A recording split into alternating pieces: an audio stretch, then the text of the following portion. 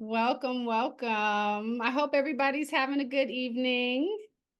Good to see folks. Listen, as you're hopping on, I'd love for you to drop in the chat a couple of things. A, what city are you tuning in from? B, your LinkedIn profile, because I'm all about building community. If you see any connections and folks say some cool stuff, make sure you can connect with them. And 3, what is a word that you are using to describe how you're moving into 2025? What's your energy like? It's a new year, new opportunity. So I'd love to see where folks are on that one as well. And let's see what's coming up. Gonna give a few more minutes for people to hop on, and then we'll get started. Ooh, intention. All right. Shout out Anna. I love it. I see Kel. I see B. Can you say your first name with Bewilder? Bridget. Bridget. Oh, hey, Bridget. It's good to see you. See you. It's going to be interactive. So I'm going to be calling people out names. So just get used to it. Okay. Hi, Matt. Good to see you as well. Let's see. I see Lynn is on. What's up, Lynn? Kel is in Spokane. Oh, shout out to Kel. Did I see you at the Spokane Book Event? Yes. Okay, it's good to see you. I love it. Pepper. Awesome. Bridget's in LA. Love it. If you're just joining, I'm asking you to drop your word for 2025 that's describing your energy, what city you are tuning in from, and then if you are open, your LinkedIn profile. Again, we are all about building community here, creating accountability for how we make sure we're moving into 2025, asking big. I love it. Awesome. All right. So I just want to shout out Anna on my team who's going to be here to add, kind of fill things in the chat. She can wave. If you have questions, just drop them in there. Again, this is intended to be as interactive as possible. So wanted to shout that out. Another thing I just wanted to shout out as well is that we are recording this, and the recording will be posted publicly and it will be shared out afterwards. So as you're engaging, and I want to encourage you all to do that, please be mindful of any sensitive information.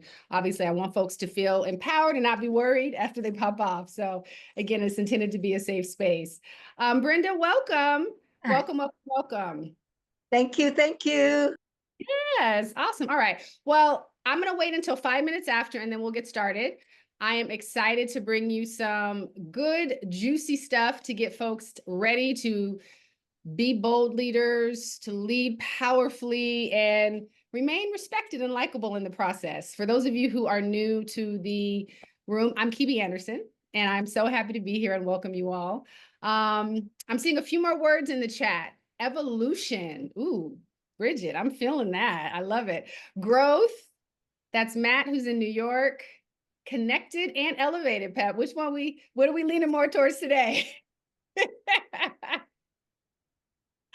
I love it. I love it. I love it. Well, again, keep in mind all of these words that are coming through, because ideally these will be the guiding principles that will help you always be grounded in a lot of the principles and tools we're going to be going over today to affirm the importance of asking big, right? Because the only way you can be elevated, the only way you can grow, the only way you can be intentional, the only way you can move with the space of acceptance is if you are consistently leaning into the principles around how to ask big. All right. So I am going to walk through a deck at some point, but I'm going to start by just introducing myself for those of you who are new. As I share, my name is Kibi Anderson, and I am a corporate leader turned executive coach. I've been doing this for a couple of decades, and I work with a lot of major companies across the globe, Nike, Netflix, Starbucks, you can name it. And that has helped me be very humble, because at one point in my life, I too struggled with bold asks. You know, despite all the big names, I too have struggled with this idea of what does it mean to ask big? And because of that, I've learned the power of it. I've learned how important it is, because it can create a ripple effect across your life, across your culture. And so I want to ground our conversation first with just a story, a vulnerable story about my first experience being confronted with a very scary moment where I had to ask myself, are you going to ask big or are you going to explain? Or are you going to play small? And this was when I was in the kind of middle phases of of kind of building my company, really looking to get one of my first big corporate clients. And I had an opportunity to do that with a big media company. I will not name it right now, but many of you all have it in your home and you watch it every day. And I was negotiating a major deal with them. I had had an opportunity to present myself. They were building out a really compelling coaching program. And in the conversation, the person who I was talking with basically asked me, what do you want? What do you want in terms of money? What do you want in terms of being compensated? And I had never really had somebody ask me that in a way that just felt so free. And I froze. I'm not going to front y'all. I froze and I was like, ugh. Because this company is known for paying well. So the question was, how well can I ask? How much is too much? And I realized in that moment that I was moving with a limited belief mindset because I began to ask myself, damn, like, can I ask for that? And, these ideas began to pop up in my head, but I was really questioning my worth.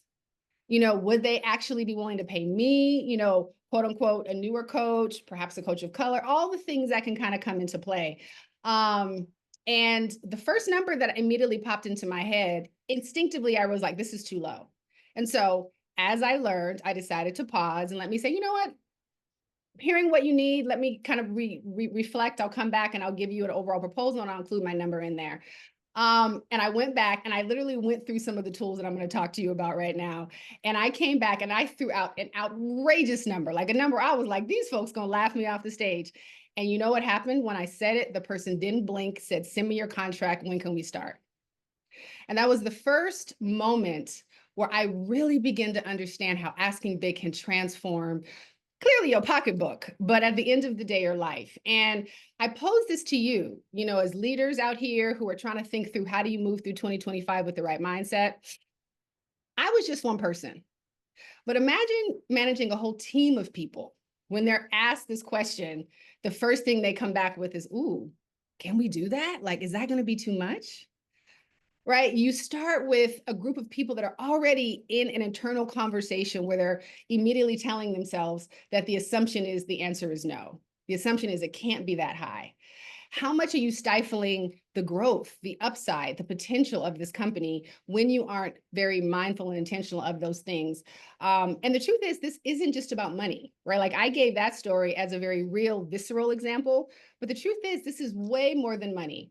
This is about unlocking potential that if we don't can limit the upside of your company's growth, your revenue, all of the things that are important as we're moving into 2025. And so I'm so grateful that I learned, and I say this to God every day, because it definitely transformed my company and my growth, how to master the tools that are necessary to ensure that you're always asking big. And no matter the platform, you are moving through each year with a consistent understanding of what it's going to take. I've had the privilege of coaching, as I shared, leaders all over the world from major companies. Just like you, who have learned how to center and understand what it takes to ask big. So you're creating a culture that reflects this. And it's not just a single person sort of being a lone wolf, but it's something that is pervasive throughout. So tonight, I'm here to guide you through a lot of those same tools and practices and principles that I use with my clients. I'm thrilled to explore them with you.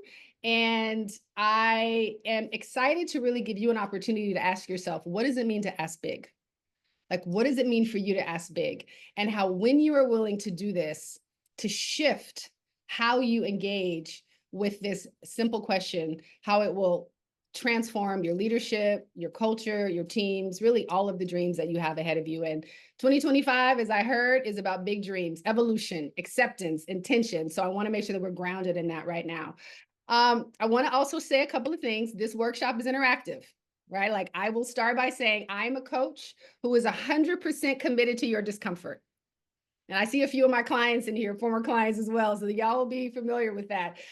The only way you're going to grow is if you get uncomfortable, right? So as you're moving through this, I want you to speak up, right? Because I'm going to do some real-time coaching. I want to give you some opportunities to reflect. And the goal is for you to leave with some actionable tools. You know, I'm all about, can I use it immediately? There are some coaches who are all about the theory, and it's important to have theory, but at the same time, y'all are busy. You got big things on your plate. You don't have a lot of time to waste. And so my focus as a coach is to make sure you have very actionable, executable things that you can do to ensure that you always have a solution no matter what dynamic you're facing. All right. And so if for a few of you guys who may have joined in late, I do just want to reiterate this. We are filming. So as we engage in this part of the conversation, the interactive part, the live coaching, this will be posted publicly and the replay will be shared. So I just want to make sure folks are mindful of any sensitive information you might need to share, change names, you know, do all the things. We all know how to make sure that we don't get caught up. All right. Thumbs up. We all on the same page? Yes. All right, cool. So I'm going to share my screen and dive into a deck that I will walk through for the duration of the. All right. Can you guys see the screen? Thumbs up, just so I can. Okay, cool. I'm trying some new technology out, so I just want to make sure that I got it working. All right. So this is me. We're here. Master the power of asking big. With me, Kibi Anderson. Here's what we're going to cover. We've got about 80 something minutes left. Why asking big matters. Assumptions as barriers to growth. Curiosity as the antidote, and we'll dive into more about what that means. The that trap framework. Again, I'm all about tools. And then I really want to bring this to life with some transformational stories and then some next steps that will give you very, very clear direction and clarity on what you could do to really dig into some of these themes deeper. All right.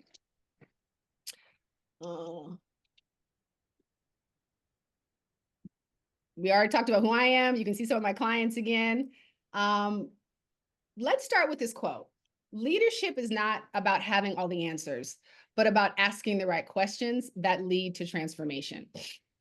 One of the reasons why I really, really love this, and I'm a huge Brene Brown fan, shout out to Brene Brown, anybody else out there who loves her, is that it tees up this idea of redefining what leadership is. All too often I work with clients and they come to me thinking that their job is to have all the answers. But I am going to encourage you to begin to shed that, if that is perhaps some of the things that you have brought to the table in some of your leadership roles, and to really think about how are you asking the right questions, right? How are we asking big in order to lead the transformation that we all want to see happen? This is a big quote that whenever I see this, I'm sorry, a big statistic that whenever I see this, I just start to get hives because it is so indicative as to why I am so passionate about this work. 74% of leaders say they ask for big ideas, but only 15% of employees feel safe sharing them. Imagine the gap. Imagine how many amazing ideas are being left on the floor, not there.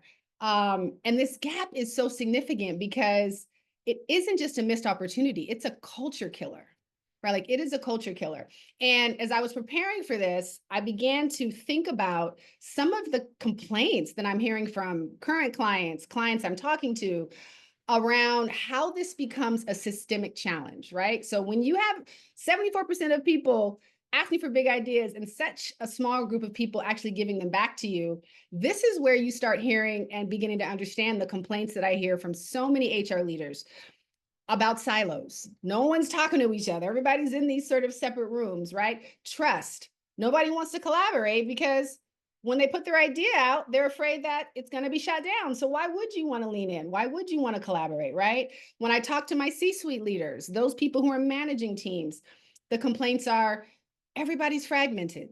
No one's moving on the same lane, and all of these big, bold ideas that are being presented, that I'm presenting, are just getting stalled, right? Because there isn't a space, there isn't a systemic environment that's supporting this kind of engagement. And I just want to pause here. How many of you have ever said these things? I keep throwing money at this problem, Kibi, but nothing's changing. We keep having the same conversations over and over and over again. We'll be in a meeting for hours, then we leave and nothing changes. Right? How many of you all can relate to this? If you can, drop a 1 in the chat. Yeah, let me see. I mean, these are frustrations that I hear from so many of my clients, and they aren't coincidences. They aren't coincidences. Mm-hmm. They're symptoms of deeper issues, right? Mm-hmm. This is what happens when we don't ask big, right? Because again, Mm. it's not just about the asking big, it's about the culture you're creating. And this is why it's so important for us to make sure that we're mindful and intentional about how we're leading. Now, I want to take a quick second because the strategies that we're going to cover throughout the rest of the workshop today are just the beginning. And I have a program called Communicate Like a Pro, which is a 6-month group coaching cohort for leaders who want to dive deeper into these topics. How do you create cultures where trust and collaboration and bold ideas are thriving? We dive into real world tools where you will bring to life a lot of the concepts that we're going to touch on today. It's coupled with live coaching, and most powerfully, you're in partnership with a cohort of other dynamic leaders who are dealing with the same challenges. So you can really experience the transformations up front and have a supportive group of folks that you can connect with. So I just wanted to share this a little bit. We'll dive more into it later, but it's an additional layer for those of you who might want to take this a little bit further if you find a lot of the stuff that I'm going to dive into today really compelling. All right. So now let's dive into and examine the biggest culprit that is often holding us back from asking big. Assumptions. Assumptions, assumptions, assumptions. This is the silent killer of innovation. And I just want to make sure we're all aligned here. When I say assumption, I mean an unverified belief. We just walking around here thinking that something is true. We got no evidence. We're not questioning it. That was me when I got offered the opportunity to tell the person who was asking me how much money I wanted to make, how much I wanted. My immediate assumption was, ooh, they're not going to pay me that. I didn't have no evidence. I didn't put no number out there, but that was how I was moving through the world. And these silent killers of innovation shut down possibility, they limit collaboration, and they keep everybody in stuck old patterns. And so our goal today is to figure out how do we move through this idea of assumptions. And I want to tell a story to really bring this to life because it's so easy to kind of hear these buzzwords, assumptions, silent killer of innovation, but these actually result in real world consequences. And I was engaging with, actually, I think she's actually on here today. So I was engaging with somebody about some of the concepts and the idea that we were talking on social media about this idea of like bringing to life this workshop. And a senior HR leader, in response to a social post that I had given, shared one of the most heart wrenching stories when it comes to how this shows up in a real world situation. And she had just left a role and was in the process of looking for something new. And we were just sort of talking about like, why did you leave your last company? And she shared this heart wrenching story, right? Decisions at her old company dragged on for weeks, and when decisions did happen, because oftentimes they didn't, they were last minute, they were forced, they were hasty because everybody was kind of moving and grooving only because there was some sort of emergency that had popped up. Collaboration felt very one-sided. People's ideas weren't heard, and oftentimes if somebody had said an idea that may not have been proven to be as effective, anytime that person tried to give another idea, it was shut down. So you only had a few people's ideas being considered in meetings. Trust was non-existent. I mean, the story that I heard where leaders in this organization would set meetings with specific times and then show up 15, 20 minutes late. Imagine how that is destroying asking big, right? The organizer didn't have enough decency to maintain, to be curious about the time that they had set and assumed, well, hey, it's okay, I can show up 15 minutes late. How many of you all have experienced stories like this? How many of y'all can relate to this story that this HR person, if you can, drop a 1 in the chat, because I'd love to hear, maybe not all of it, but parts of it. What is one word that describes how you feel when you come across companies like this, people like this, organizations like this, right? What's a word if that just kind of think about that or reflect on it, right? Because here's the truth. This what may have seemed seemingly insignificant thing to these leaders. Oh, it's okay if I don't show up to a meeting. Oh, it's okay if I just assume that just because somebody gave me a bad idea the first time, they're never going to have a good idea. It actually stalled progress. It eroded trust. I mean, all the things that we talked about. And it was effusive, it was pervasive across the whole organization, and it caused a very talented person to leave. Somebody who actually had a cultural perspective that would have encouraged asking big, right? So this is the reason why it's so important for us to be mindful that we don't turn these into buzzwords, that we actually connect with what's the human toll about this. And I want to give you all a quick tool. Again, I'm all about quick tools to help begin to generate this idea of how do you fight assumptions. Whenever you're in a situation, perhaps where you're in a meeting, maybe somebody does give an idea that maybe you have seen or believe may not work, instead of immediately shutting it down, I want you to do something called the 10% rule. And it's basically where you assume the other person is 10% right. Very easy to do, very quick, but this small shift can open up dialogue and unlock collaboration in ways that my clients who have used it has said completely transformed their entire energy that they went into a conversation with and how they left, right? And I'd like to activate this a little bit now. Again, I want to make this interactive, and I'm going to ask you all again to consider. And if you have a piece of paper, pull it out, or if you don't, just kind of think about it. And I'm going to give you a reflection prompt. What's one assumption that is holding your team back right now? And if you're not managing a team, perhaps make it personal. What's one assumption that could be holding you back right now as you think about some of the things that you want to have happen in 2025? And if you're open, come off camera and share it with me. We'll spend a few minutes just to bring this to life. I will start calling on people again, so let me know. Is anybody brave enough to share something? I'll I'll share. share. Okay, So, this is Kia. okay. Hi, Kia. Hi, how are you? Good. Yeah. So one of the assumptions that I always get in my head is not so much am I good enough, but will I know enough? Like, will I be in the room and what I know, will that be enough? Will it be acceptable? Will I be looked at like, what is she talking about? Because I often get in my head about the schooling, the scholar part, the training, the physical part of having gone to college where I did not physically have the 4-year college or the degree. And so sometimes there's the assumption that I might not show up like some other people who are scholared or, degreed in their area, Yeah, their definitely. expertise. Yeah. So I'm going to frame that just to be a little bit more specific so we can have a little bit of a coaching moment here. So what I'm hearing you say is sometimes you assume that you may not have everything that it takes in order to deliver on the task. Am I hearing that correctly, Kia? Very well. You got it on the nose.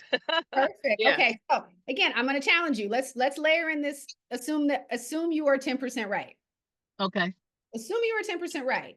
How might you reframe that concern thing with a more curious tone? What are some of the things that, if you were to assume, hey, maybe you don't have everything that is required to get this job done, how do you Oh, ultimately still move forward? well, I love to learn and I'm always open to learning new things. So I'm never closed off from listening or hearing or taking in. It's not an offense if someone tells me something I do not know. So I do go in maybe one way thinking, but once I'm in the room, I just allow myself to be a sponge, to Perfect. soak I in, love to it. take it in. Yeah. So I see you already moving into that assume the 10% person is right? Yeah. Because you're right. It's Yeah. okay to not have all the answers, right? This is what I was talking about at the top of the workshop.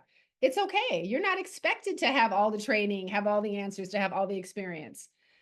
Let me know if anybody has ever gone into a situation where they had everything completely understood, no issues, no questions, they knew everything.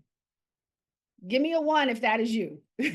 Well, I can't say that is me, but what I have found that's helpful in those situations is acknowledging that I don't have the answers. I'll say it to the leaders.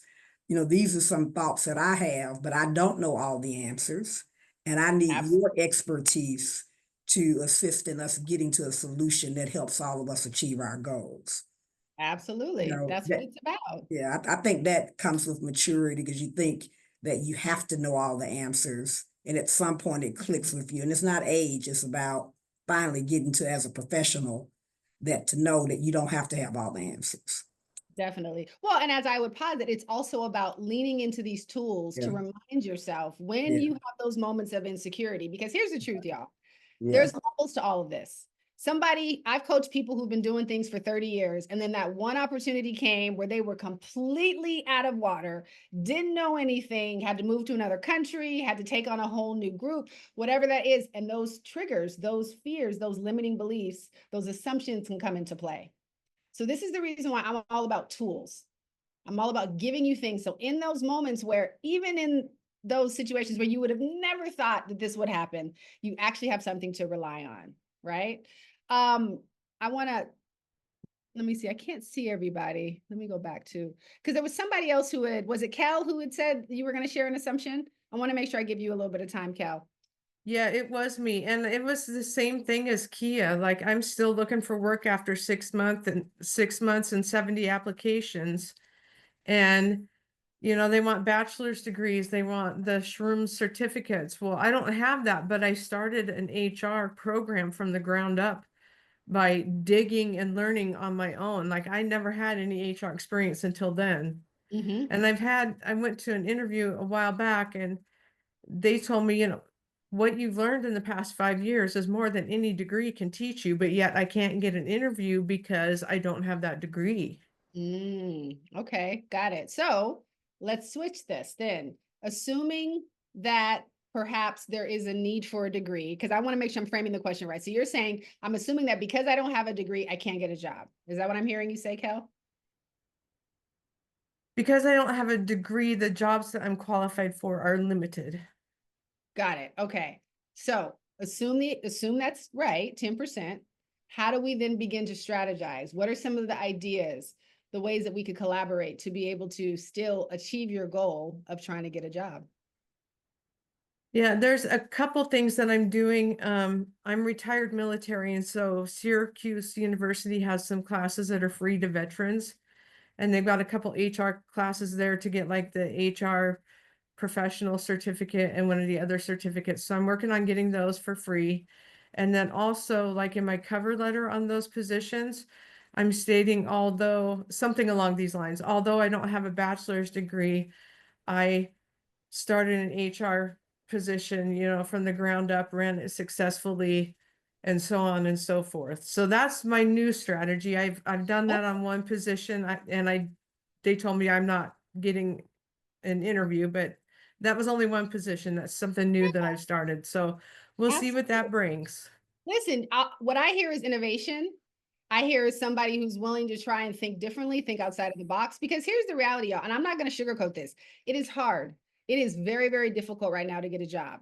It is true. There are limited positions. I mean, people who've been making six figures, that kind of mid-level leader, somebody who's perhaps been in middle tier places and organizations, it is rough out here. I have so many of my clients right now who are in this tier that are struggling. So I'm not going to lie to you and tell you it's not difficult. What I am going to tell you as your coach is I'm 100% committed to your discomfort. So what are the things we need to do differently? And so, Kel, I just want to celebrate you and your willingness to seek out additional training, because it may take a little bit extra in terms of effort for you all to really be able to activate the goals. At the same time, I would also encourage you to begin to also perhaps shift your framing of not having a degree as something that's a deficit, and begin to continue to try and figure out ways you can reframe things. Ask big as and so you see it as an asset, right? Because as we think about ways and things that folks are approaching, it's not that you don't necessarily have a degree, which you're working on now. However, what does it mean to not have a degree? What does it mean to highlight? Listen, I have spent X many years doing X, Y, and Z with these results, talking about the value. And the only thing left is for me to get a degree. But keep in mind all the things that I have created. So I want to make sure that we're also being intentional about not leading with a deficit, but making sure that we're highlighting all of the assets. And only if it's necessary do we then begin to bring up a response to, if you're asked, well, we're wondering you don't have a degree here. Hey, here's what I'm doing right now. I'm in training. I'm doing these kinds of things. Again, it's all about flexibility. No one's situation is the same. But again, in coaching, it's all about making sure that we're moving and engaging in the world with a much more curiosity-driven mindset. All right. So thank you all for just participating in that. in that exercise. So I want to talk a little bit more about, oh, sorry, you guys. So we've highlighted sort of the costs of not asking big, right? We heard this story from my HR executive. We've talked about how assumptions can be silent clicks, how assumptions can be silent killers. I want to identify, and this is what I was getting to when I was sharing and encouraging Kel, that it doesn't have to be this way. You as an individual, your cultures, do not have to sit in a place of stagnation, in a state of feeling frustrated, in a state of victimhood. It is possible for you to be able to move in a much more transformed way.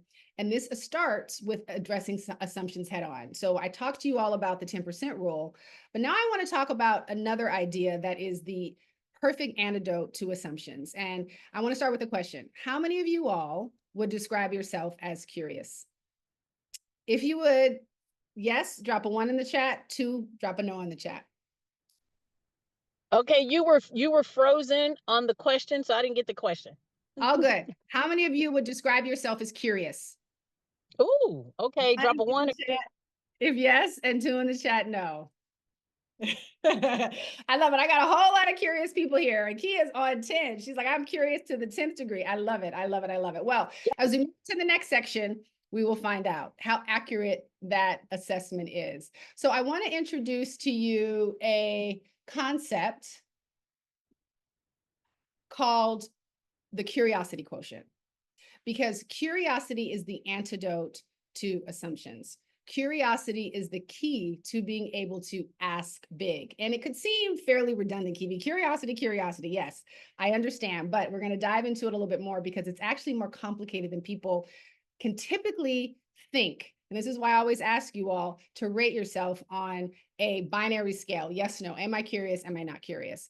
So the idea of the curiosity quotient is really a basic assessment. How much more curious and how much more does curiosity drive how you engage with the world versus assumptions? And your individual curiosity quotient, your organizational curiosity quotient will measure how often this happens, right? And the idea is that if you have a high CQ or curiosity quotient, it fosters trust, innovation, and growth. If you have a low CQ curiosity quotient, you get assumptions, you get all the things that we talked about, right? And the way for us to really assess this is I'm going to ask you guys some questions. I'm going to have you all do an assessment here to really begin to examine how curious, where do you all stand on the curiosity quotient scale. So I'm going to give everybody a couple of minutes. And there are 5 questions on here. And I'd like you all to just take a little bit of time.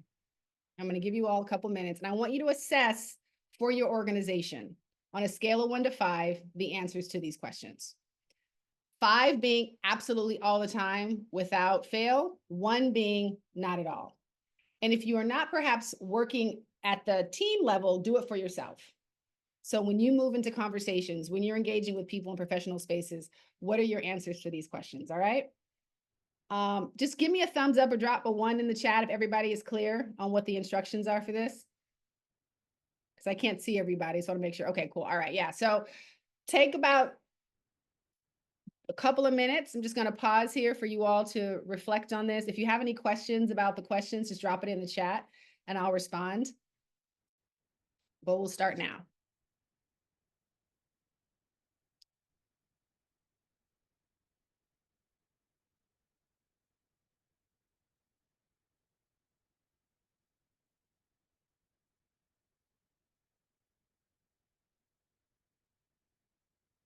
And when you finish, just drop a thumbs up in the chat so I can know that you're done.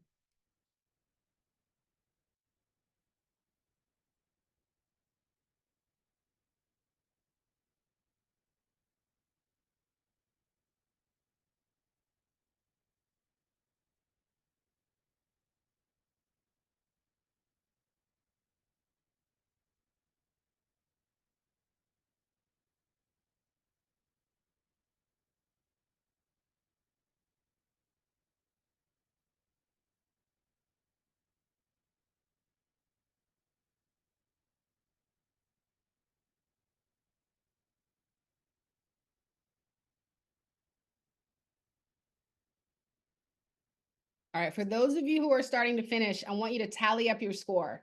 So basically just add up the total points. So if you got 5s across the board, 25. If you got 1s across the board, 5.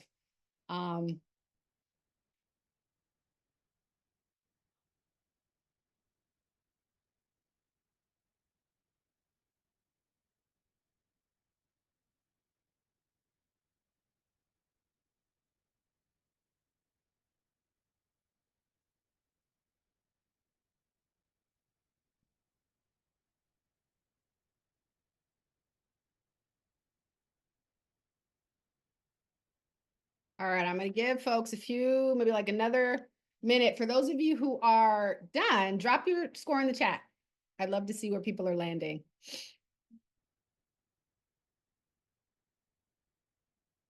And as you reflect, think about what surprised you most, perhaps, as you were answering this question.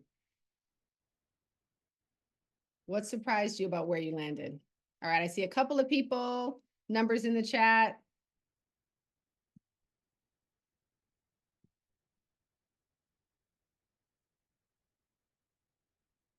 All right.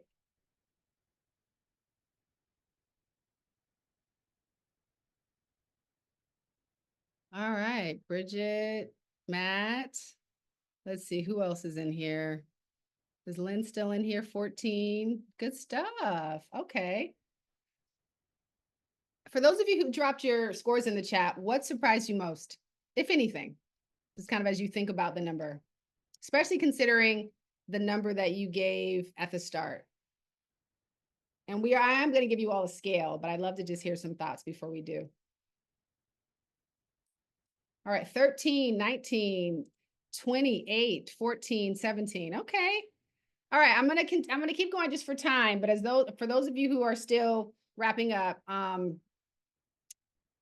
feel free to drop it in as you get through. Awesome, Kia 21. Okay, the first thing I want to share with you all is that your curiosity quotient is not about being perfect.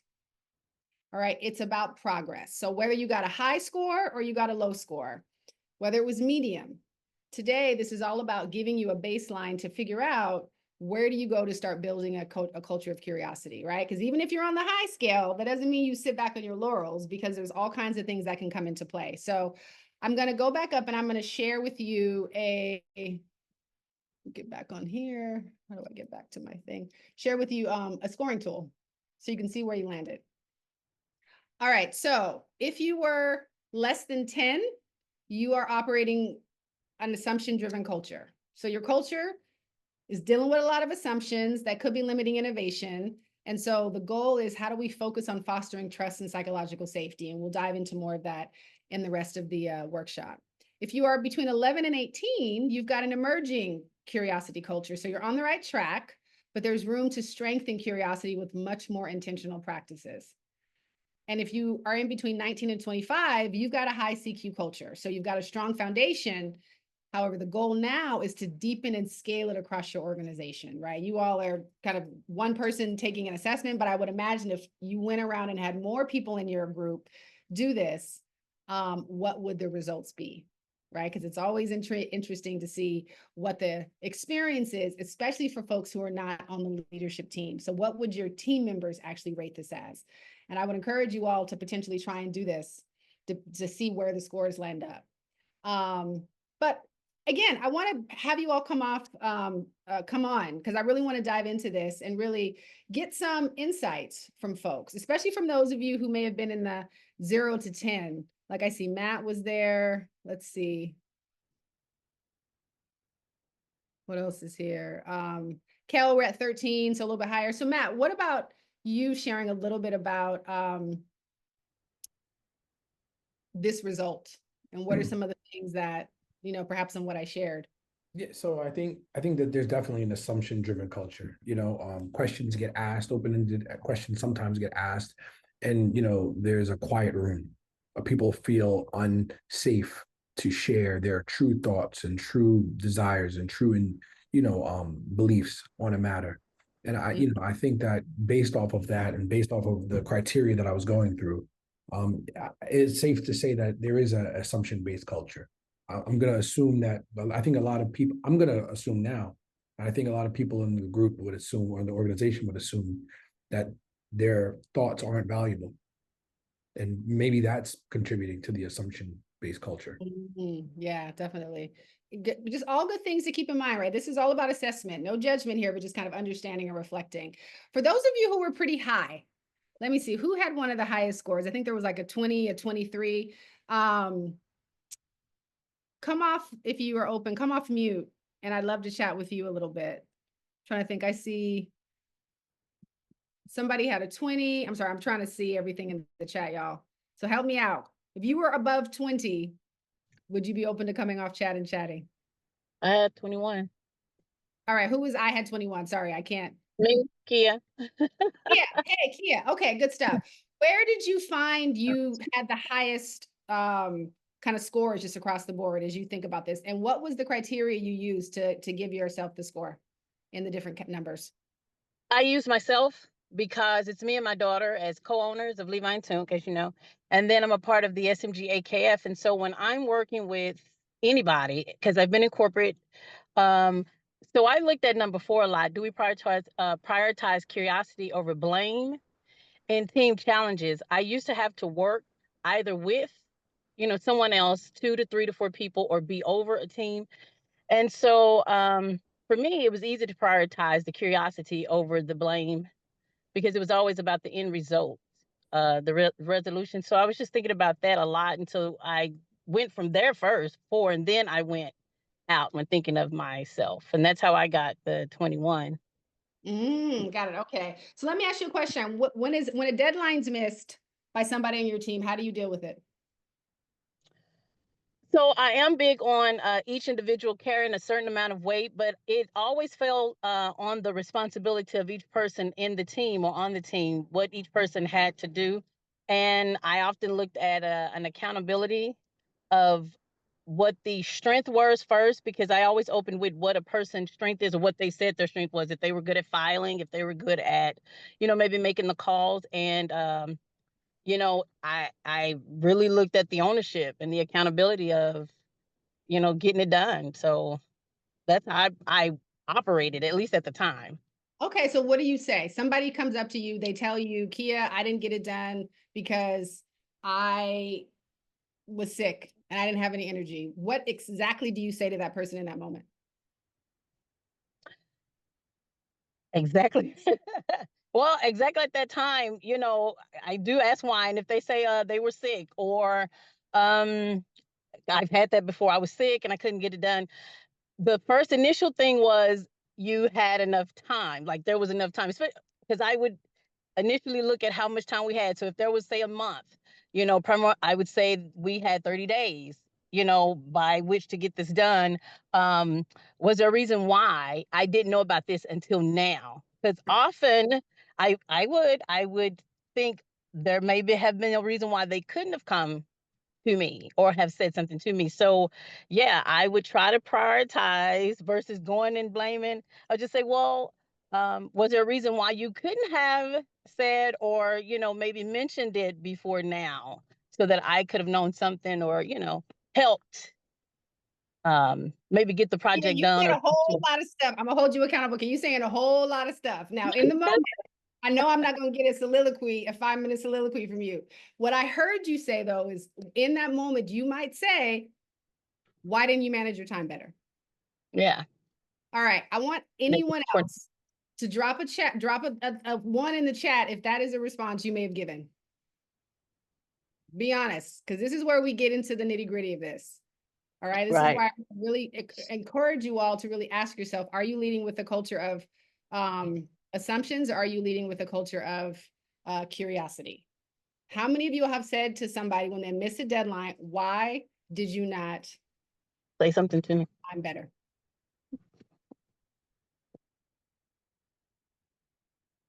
So nobody, so what else would have somebody, so if folks would have said that, what would you have said? This is Kel. So first off, I would, because we're missed a deadline, we now need to get what should have been done. So I would at first figure out, how can we work together to get it done? as quickly as possible. And then afterwards, do a debrief with each person and as a team and ask, like, how could things have gone smoother? What could we have done differently? You know, how could we have managed our time differently? And ask those open-ended questions to potentially have a better outcome in the future. Yeah, absolutely. Yeah. I just want to make sure that we are highlighting the differences because it is so easy to think you're being curious when the reality is you're leading with an assumption. So anytime you answer a response by somebody saying, hey, I just didn't get it done with why didn't you manage your time? That is a blame statement. Yeah. It's not a curiosity driven question.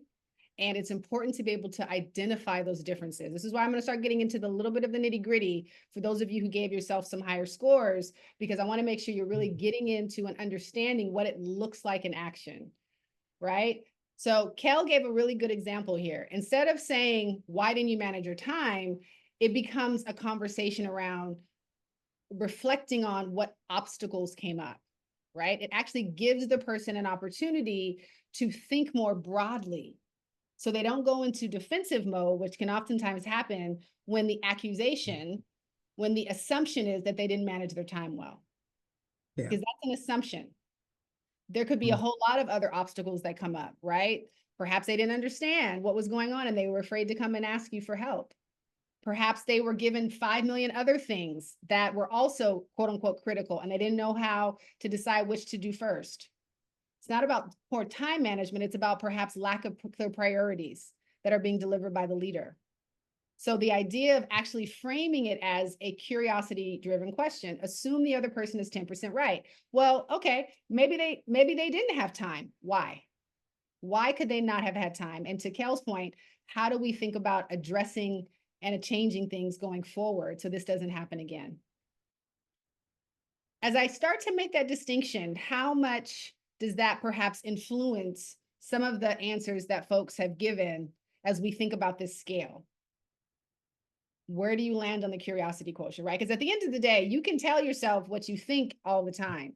What's going to be most helpful in terms of you figuring out where to go next is really reflecting on what you do. What is your action? And we are all human. The number of times I have literally wanted to cut somebody out because I gave them plenty of time, as Kia said, and then they show up to me and they're like, well, I wasn't able to get it done. The immediate assumption, especially if you're pissed off, is to be like, well, why didn't you do it? You clearly didn't manage your time right. So these are human, very honest experiences that we can come into play, right?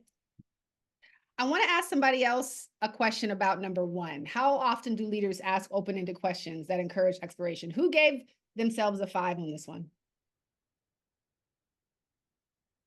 4 or 5, anybody? Brandon, I see you got a 23. What did you score yourself on that one? I gave myself a 5 for that one. Okay. I'd love for you to share with me how you define what an open-ended question is. So I would say an open-ended question is a question that like, put it this way, it's not like 1 + 1 = 2. It's not like you just get a straight answer. It's a question that provides just food for thought and more brainstorming and more discussion around whatever the topic is that can result in, let's say, maybe multiple strategies, multiple answers, multiple ways of thinking. Example. Just give me an example of an open-ended question. Like, okay, how should we tackle this problem? People Love could it. throw a billion answers. Love it. Yeah. Give me some more. How can we better serve our clients? Again, there could be a billion answers. Yeah. What are some things that we think we can improve on as an organization? There could be a Yeah. billion answers. What Absolutely. are some things that are important to us right now in this season? There could be a billion answers. Absolutely. Yes. I love it. Definitely. An open-ended question. I always say this to people, starts with a W typically. The W's: who, what, where, when, why. You gave me a lot of hows, Brandon, which is another category, but I would tell you all, as you're thinking about how do you increase your curiosity quotient, if you ended up scoring lower on that, how often are you asking open-ended questions?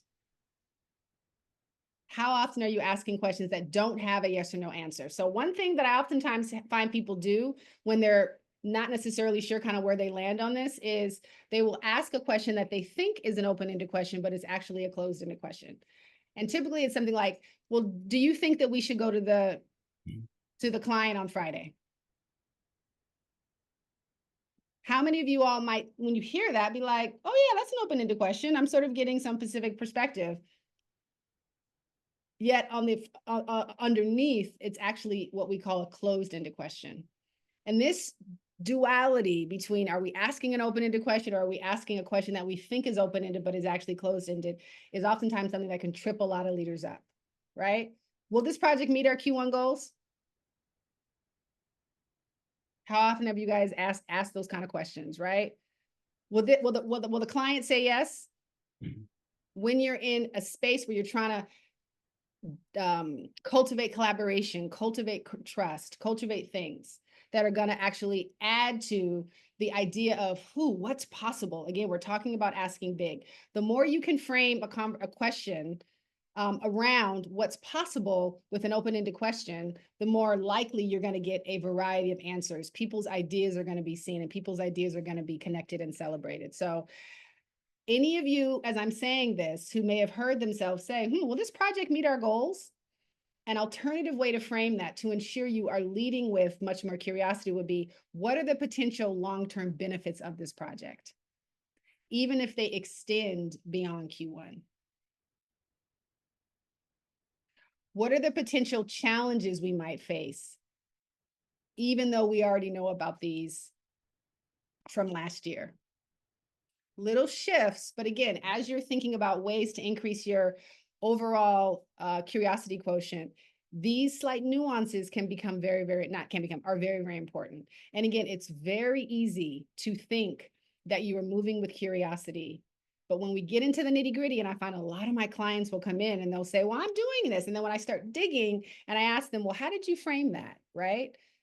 Well, when you said that, are you aware that you were actually blaming the person or using an assumption instead of a more open-ended, curious approach? Folks are blown away. So as you begin to reflect on some of the things that we're talking about here, I'm going to encourage you all to begin to question and ask some of these questions and begin to ask yourself, honestly, how much am I actually doing the things that I am saying I'm doing? And the proof is always going to be in the pudding, right? If you're dealing with meetings where you put an idea out and nobody says anything, or you're finding that when you ask for things, people are perhaps not giving you the full story, or there's a meeting outside of the meeting.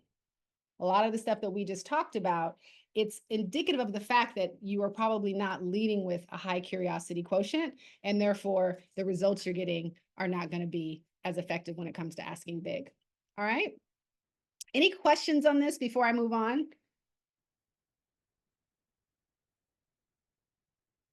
Thumbs up. Everybody, y'all are quiet tonight. Is it just late? What's up? Everybody's good? Okay. Looks good. I think we're All right. listening and taking it all in. Okay, good stuff. All right. I just wanted to say here. So another tool, I'm sorry, you guys, I got a little distracted. Another tool that I'm going to give you all to, again, how do we begin to layer in these things to help avoid having a culture that is dominated by assumptions, is something I call the that trap.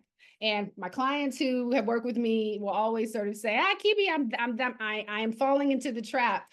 But it's a really, really powerful way to, again, be mindful of the language that you're using and how much it is actually assumption laden versus curiosity driven, right? And the that trap is whenever you put the word that behind the word I feel or I believe, it is no longer a feeling, but an assumption. When you put the word that after the phrase I feel or I believe, it is no longer a feeling or it is an assumption. And if you can be mindful of this as you're talking, these 5 pivotal words will absolutely help you increase your curiosity quotient. And I'm going to bring this to life, right? Because this is oftentimes something that I observe when people are in conversations that are intended to be collaborative, right? You're in a brainstorming meeting, you're thinking about ideas on how to solve a problem, you're trying to, come up with a strategy, and somebody will throw out an idea. what if we were to launch this in, February for Black History Month? And your immediate response is to say, well, I feel that may not be that strong, or I feel that may not be the right time, or I feel that there's another way we could approach this, or I feel that the whole campaign is just not great, right? How many of you all have found yourself perhaps doing that?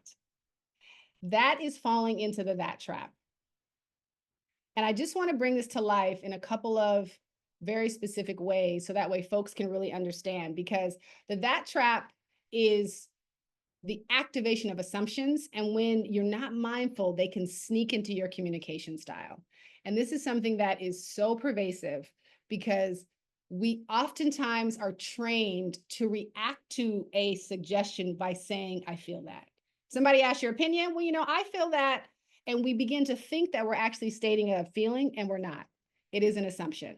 So, for example, an assumption, I feel that this isn't working, or I believe that we need to move faster. And again, these are all sentences that I have used, and I've used them in very, very, high stakes profile situations, and I coach on this. So this is why I want to impress upon you how difficult and how common this is.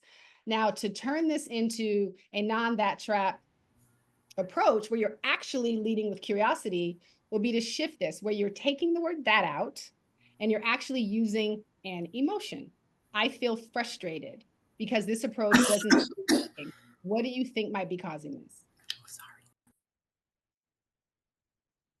I believe that we need to move faster becomes I'm confident. That is an emotion. We could explore ways to move faster, but how do you see it? How much more encouraged or excited might you be if you were to get that response from somebody who is reacting to an idea versus the first one?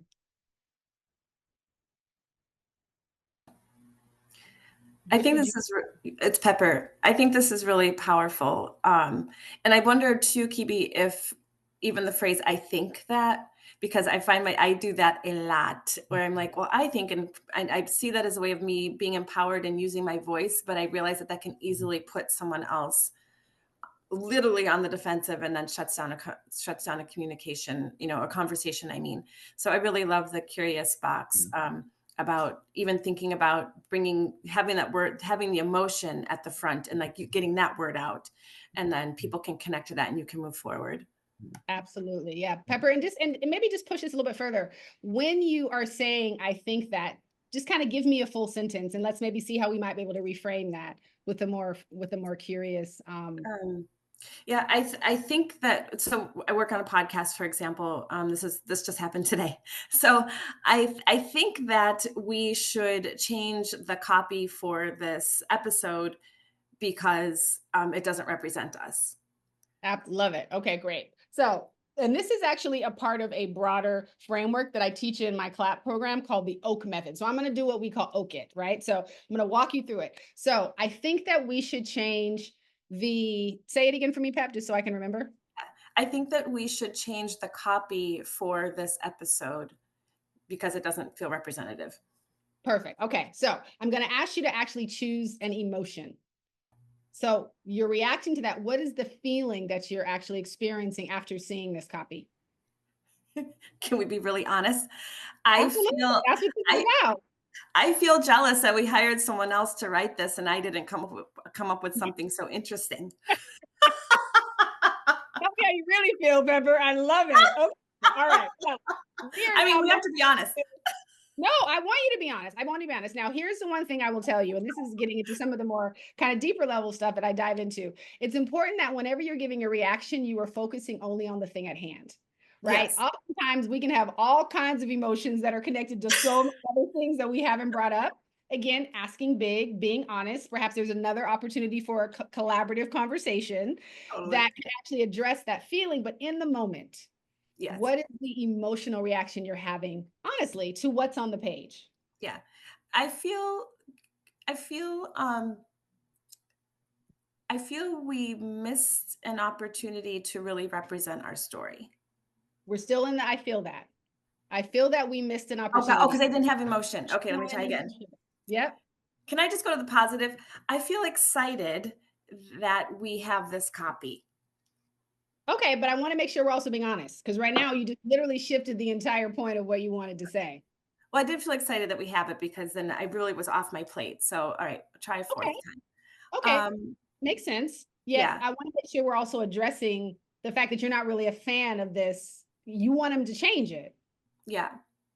So love the idea. I Well, feel excited I feel about. I feel confident. I feel confident that with the edits I'm given, we will get to where we would like to go. Do you guys agree? Okay, love it. I'm going to take a few moments to pause and kind of dissect this, right? So I feel confident that the edits we're going to make are going to work. I'm trying to paraphrase. Do you agree? How does that align with your initial statement where I got the impression you weren't a fan of what they were doing because it didn't represent what it is you wanted to come across? And now I'm hearing you say, but I'm confident that this with some edits it will work. Yes. I'm confused. I hear you. So the situation is that we got some copy. I liked it. I really actually did like it, but there are some changes I feel that we needed to make. So I know that my comment in the chat was, I think that we need to make these changes. So Okay. in this moment, I think I felt that I made an assumption about the work. You So did. yeah, You did make an assumption. So what I'm trying to do is help you reframe so you're avoiding saying that trap. So here is a way you could reframe that. I'm feeling uncertain. I'm feeling I'm uncertain. feeling concerned, right? Those are feelings, right? I'm feeling ambivalent. Mm, That's a feeling. And then to your point, how do we reframe that question that you're asking so that it's more open-ended, right? Because do you agree is a closed-ended question. Yes or no? And it correct. can potentially shut down conversation, right? We're trying to create a spirit of collaboration. We're trying to create a spirit of innovation, of asking big. So an alternative way you could frame that is, hey, I'm feeling ambivalent. I'm not quite sure about the copy. If we were to open this up and literally be completely critical, what are some things we could do to make this better? Mm-hmm. Yes. That is avoiding that trap. We're moving from assumption into curiosity, right? You're Yeah. expressing, I'm concerned, I'm ambivalent, I'm not quite sure about this.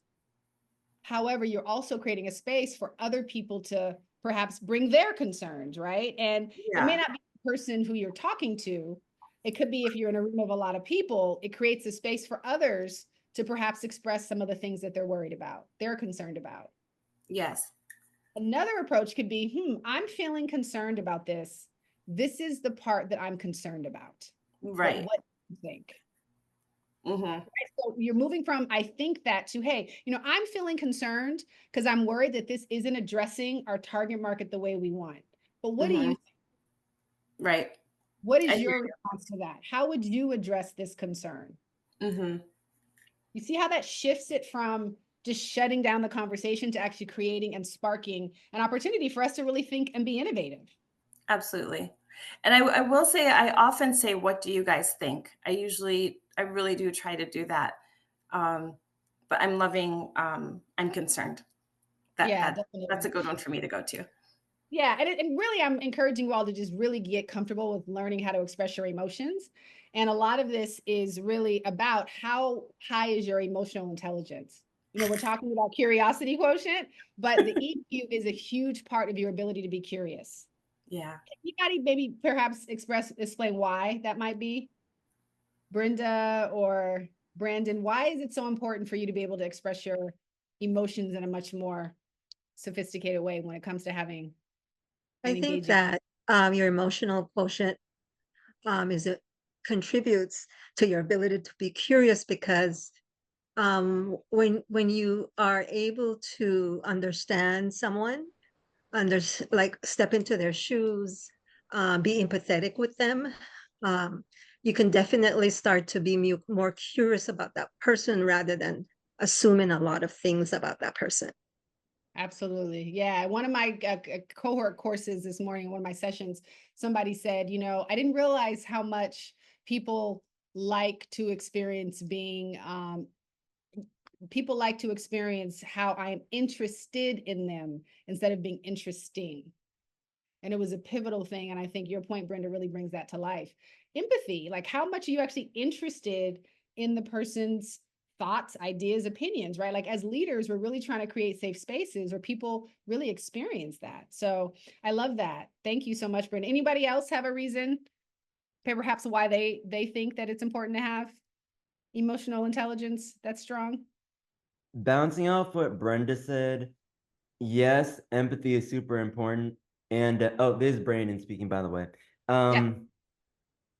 Empathy is important. And the other thing is, sometimes in business, it's sometimes people can forget that like you're working with people at the end of the day, and people want to feel heard and seen and understood. And part of that is just acknowledging their humanity, acknowledging their voice, acknowledging that like, hey, life happens, stuff happens.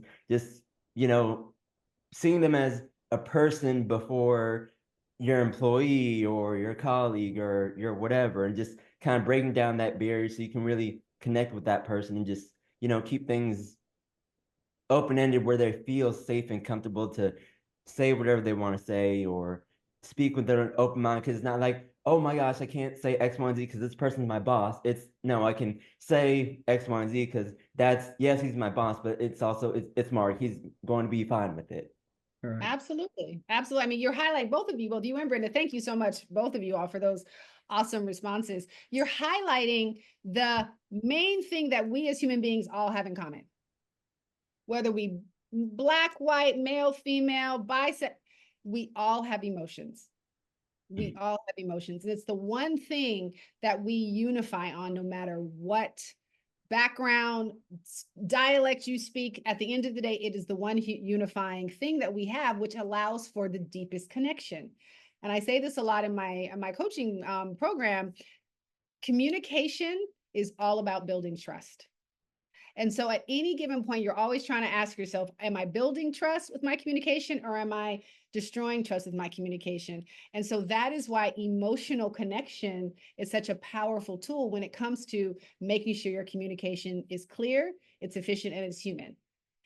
Now, there is one other reason why emotional intelligence is really powerful when it comes to being able to ask big.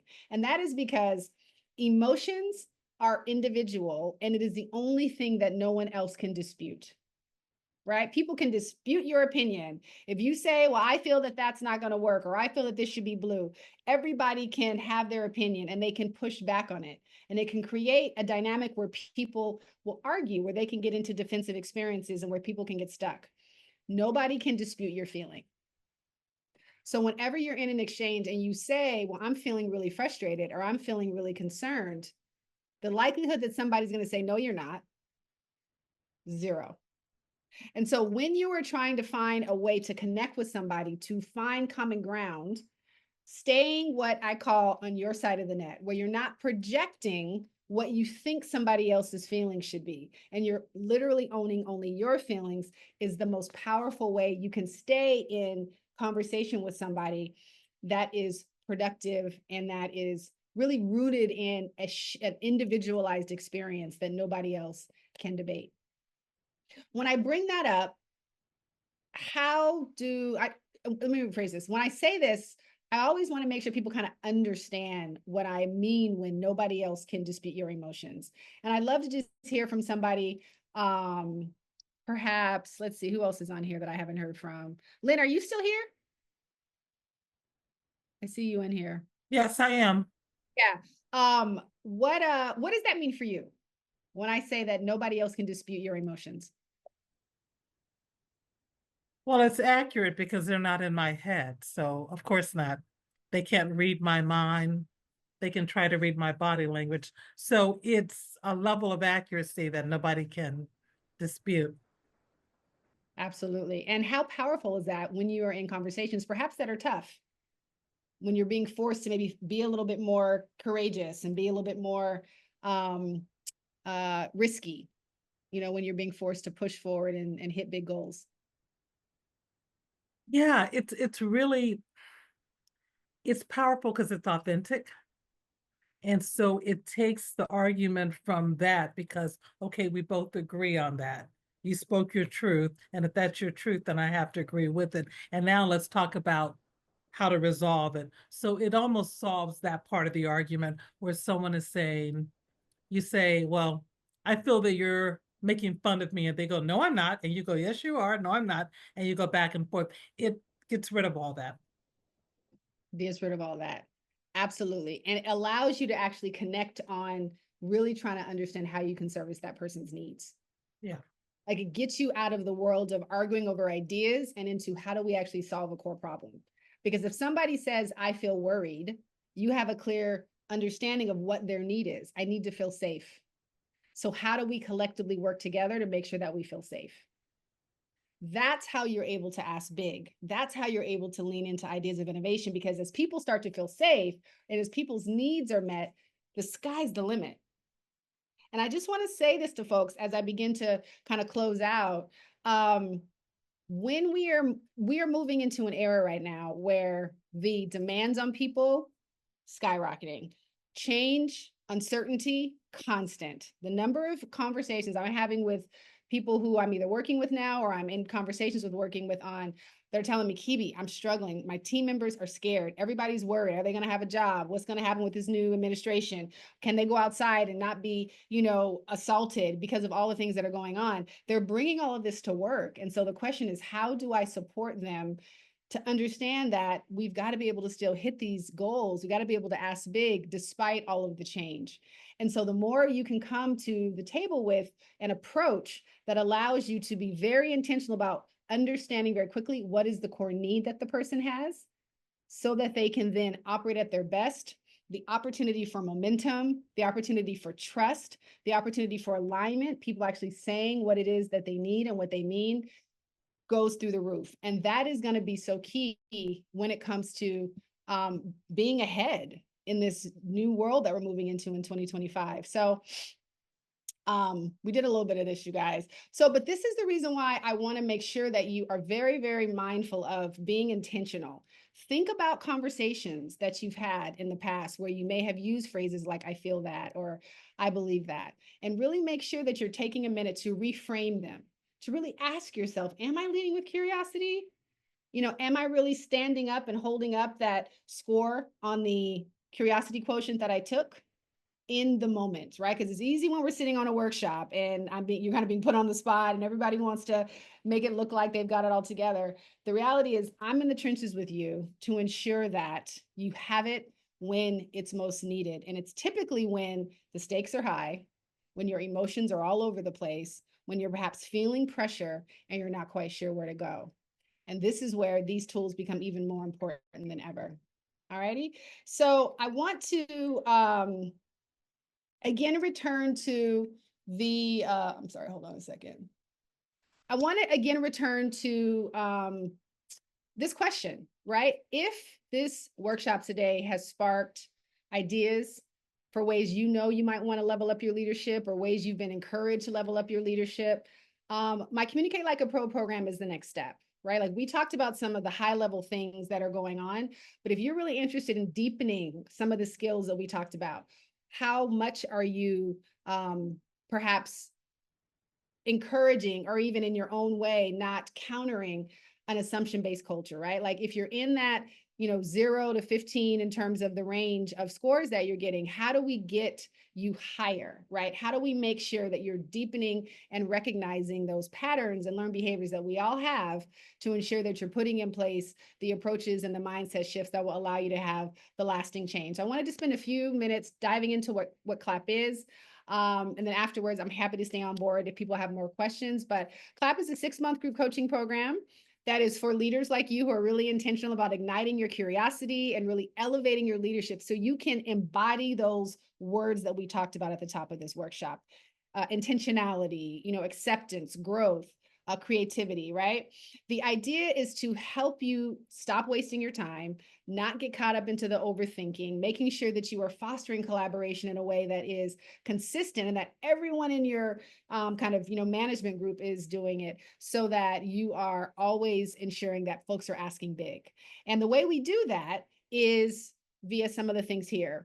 Everybody comes in and it is application-based, cohort-based experience. So everyone who is participating has been vetted and is bringing the similar level of experience. We're facing a lot of the same challenges. And the goal of that is to ensure that everyone is coming and delivering a quality of experience is going to be relevant to what you're all dealing with at this level.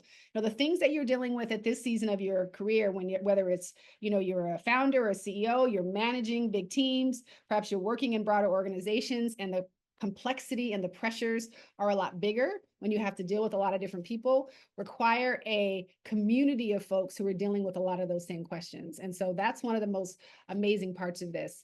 Everyone comes in and does personalized evaluations. So much like we did the CQ curiosity quotient, a lot more of that in terms of early on assessments to really figure out where you are. Like, where are you, right? Like we're here for 90 minutes. And so it's oftentimes a little bit easier when we don't have a lot of time for folks to think. But the reality is, one of the biggest myths that I see with my clients is that they come in thinking that they are more curious than they are. But when I start digging and when I start asking questions and when I start really getting into the nitty gritty of how they're communicating, what they're saying, how their body language is showing up, they are absolutely not where they think they are. And it gets even more amplified when the pressure is on, right? So that's really what a lot of this intake in terms of personalized evaluation comes into play.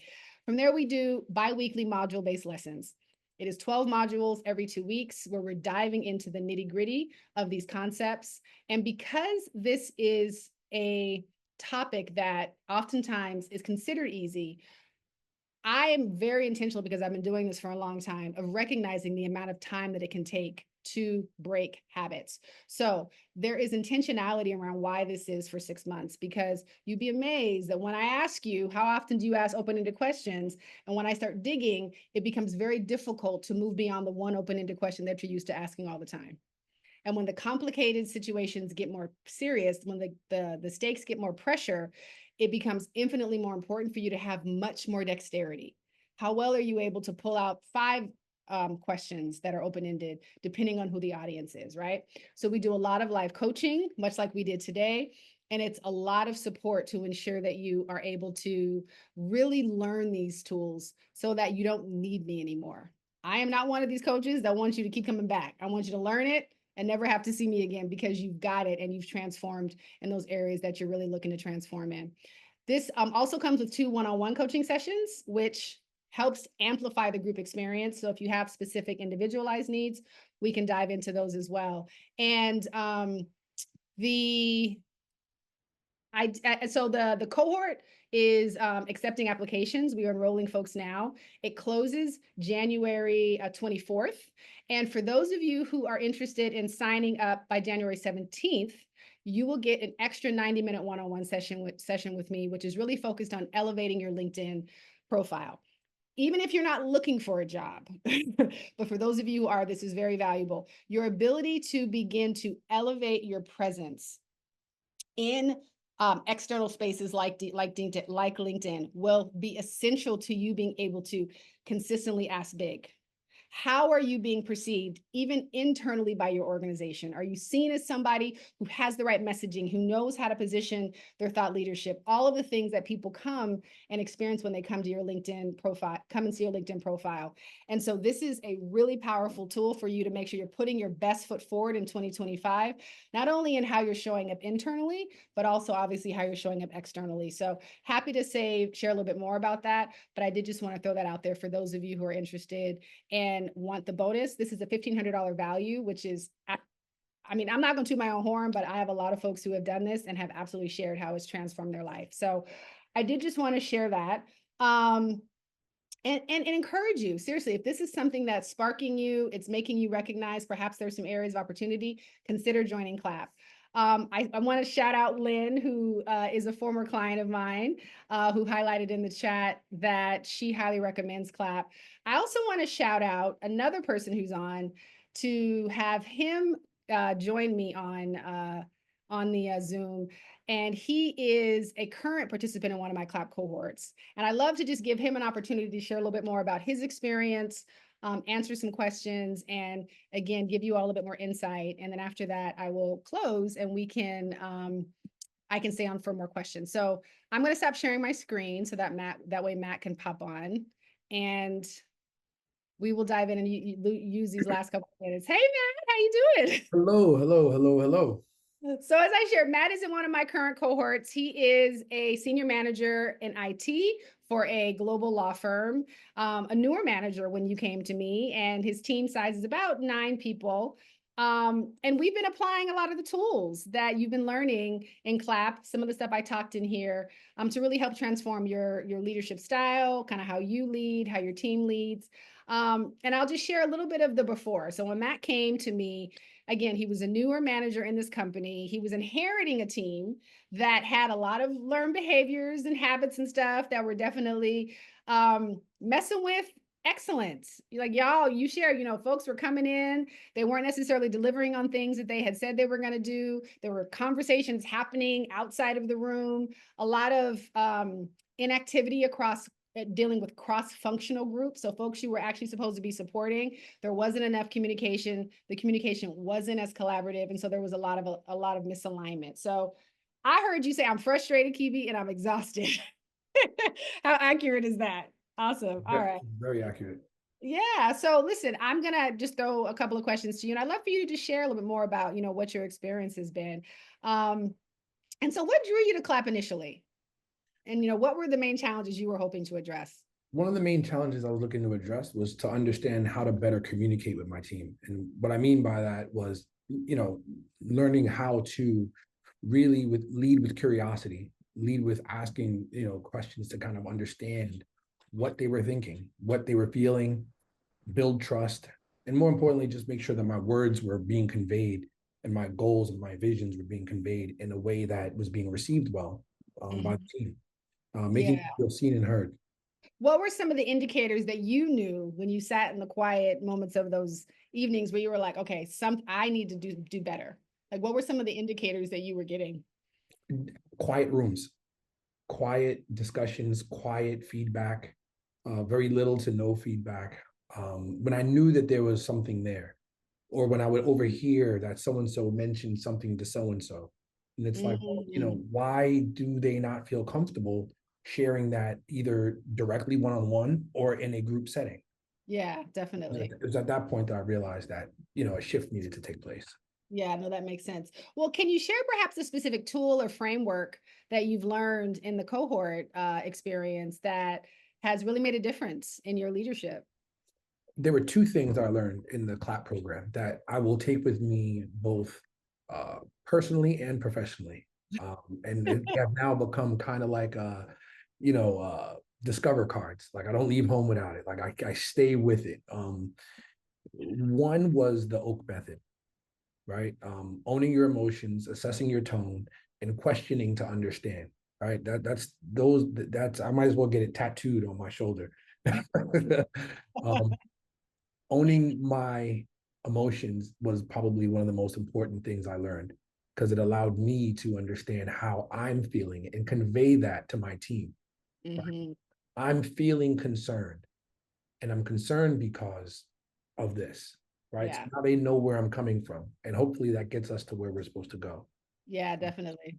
So the Oak method was one, and then staying on my side of the net, which was huge for me, both personally and professionally.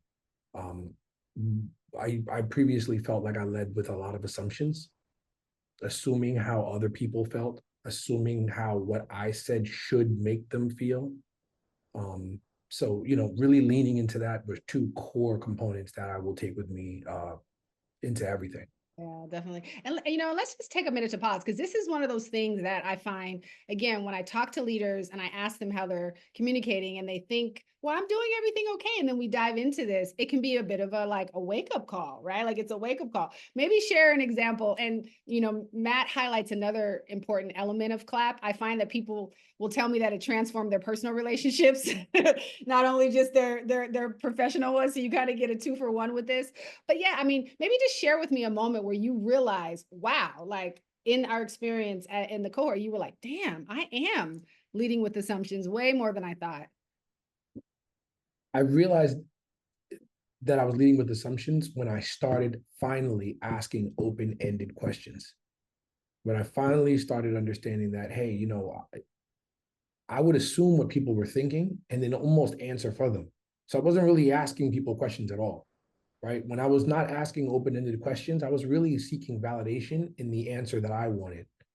And only until I started asking true open-ended questions did I start truly hearing what people were saying and where they were coming from.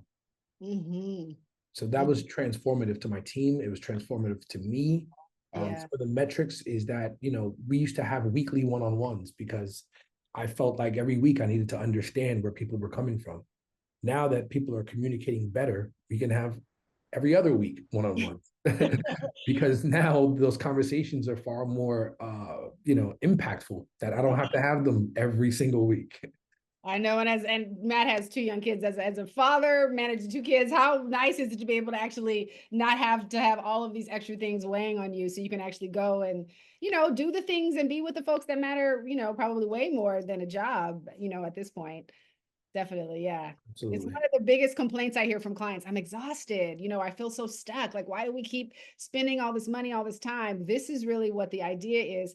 You get unstuck because you're able to make sure that you're activating and engaging with people in a way that is conducive to asking big, as we talk about, as opposed to doing the other thing. So you shared a little bit about what some of the measurable outcomes would be, but what other impacts, maybe just specifically, has participating in CLAP had on you and your team since you joined?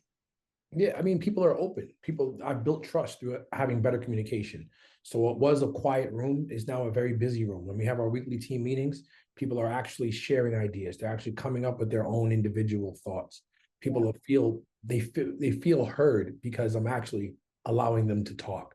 So that in of itself is an actionable and measurable outcome. Yeah, definitely. And it's a real thing because as leaders, we oftentimes think our job is to talk, have all the answers, keep talking. And the idea is shifting from that and actually asking more questions, which is really what the Brene Brown quote that I started the whole workshop with is really lean into. So what would you say to somebody who is considering joining CLAP? Just final question before we hop off. Just do it. Just do it. I mean, at the end of the day, there's so many things that you don't know that you don't know, right? I went into this not knowing an eighth of the things that I didn't know that I didn't know. So, I would say if you have any form of curiosity, maybe just book that one-on-one with Kiwi. Just, just kind of sit in the room with her for a few moments and you'll instantly see what you'll need to see. So without sounding too salesy, I genuinely believe that it was a great cohort, and I thank you for allowing me to be a member. Yeah, no, thank you for bringing your gifts, your talents, your energy. I mean, listen, honestly, when I do these, I have so much fun because I learn in the process, but more importantly, I just enjoy seeing the smiles that people ultimately come to the table with because they're like, I didn't realize it could be this fun, right? I could realize it could be this fun going through very challenging seasons and having to overcome big, scary things. But when you're doing it in a community, in a space where people feel safe, the sky's the limit. So thank you so much, Matt. I appreciate you for joining. And listen, before we hop off, I do just want to say, listen, if you resonate with anything Matt has shared, please schedule a call. You don't necessarily have to decide you want to join today, but I would love for you to just take the time out to learn. I love to get to know you all a little bit better and to see if there's some ways for us to work together to ensure that you're really equipped with all the things that you need to make sure you're asking big. Because your big ask starts now. And that's the key thing I want to just say. Curiosity isn't just a tool, it's the foundation for leadership that inspires trust, that inspires innovation, that has impact. And the first step towards transforming how you lead and how your organization shows up is by mastering curiosity and how to do that so you have bold communication going forward. So on that note, thank you all so much for joining me. I think we're going to just hit my 6:30 mark, so I'm being honest about time. I do just want to also shout out that I have one more workshop coming up at the end of, next week on January 14th. So next Tuesday, there were 3 workshops. So this is the second one, all about how do we show up boldly for 2025. This one is called Lead Smarter, Not Louder, the art of clear leadership communication. And this is for those folks who find themselves over talking. When they get into front of people, they start, kind of stumbling, they're not as concise, they're perhaps finding themselves losing focus, or perhaps when you have to say a tough conversation, maybe give feedback that's not so positive, you find yourself being nervous, you're not quite sure what to say. This is really helping you understand how to lead smarter and not louder, which is really all about how do you ensure that your communication is clear and that it is leading in a way that allows for you to be confident and move with a sense of peace and eloquence. So if you're interested and that is an area of focus for you, please join me. If you know some folks who are challenged with that, please let them know. On that note, thank you so much. I really appreciate having you all here today. And I'm happy to stay on if folks have a few more questions that I can answer. On that note, I know Anna's been dropping a few things in the chat. So if you're interested in joining the cohort, make sure you click on the QR code and that'll take you to the place where we can get you geared to do your next step. So thank you, everybody. I appreciate it. Thank you, Kibby. You're very welcome.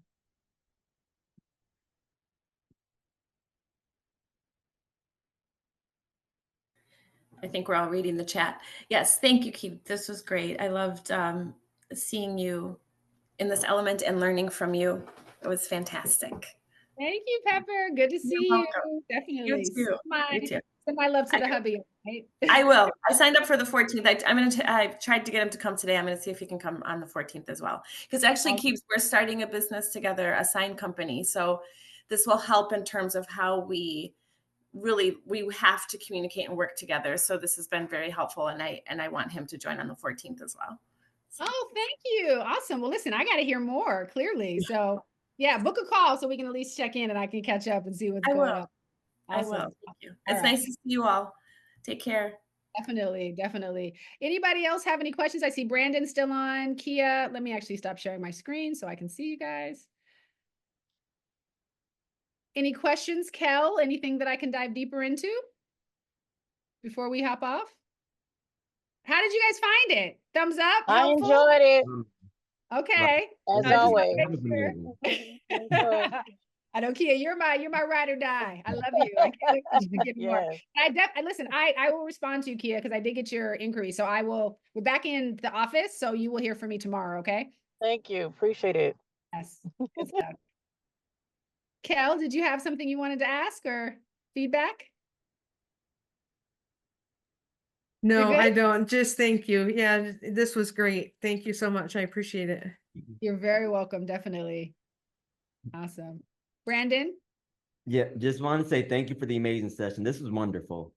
Good. I'm very happy to hear that, Brandon. And I appreciate your comments here. So thank you so much for the love in the chat. Definitely. Good stuff. All right. Well, listen, I'm going to sign off. It is late here and I'm ready to get some food in my belly. So thank you so much, everybody. Have a good evening. And I hope to see you on the 14th. Spread the word. And absolutely, I'd love to have you submit an application so we can see if we can make some magic happen in 2025. All right. Take care, everybody. Bye.